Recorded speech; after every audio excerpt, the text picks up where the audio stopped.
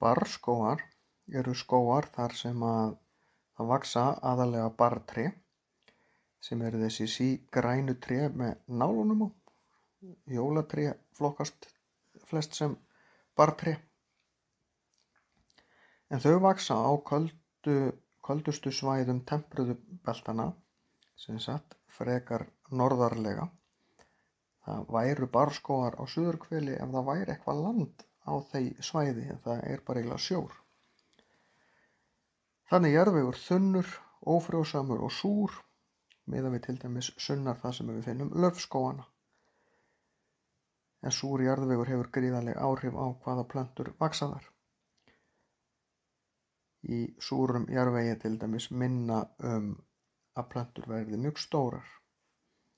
Þetta eru fura, lerki, greni og þynur sem dæmi. Ísland er í barrskógabeltinu en hér vaxa ekki náttúrulegir barrskógar.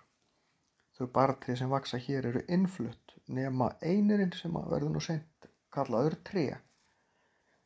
En ástæðan fyrir því af hverju það vaxa ekki náttúrulega barrskógar á Íslandi er að við erum eyja út í sjó.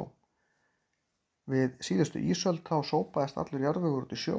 Ísaldarjökullinn sem huldi Ísland nánast að öllu leyti mókaði öllum jarðvegi út í sjó, þannig að allur jarðvegur hér er eitthvað sem við myndast síðan þá, og á þeim tíma þá náðu barrtrén ekkert að komast hingað.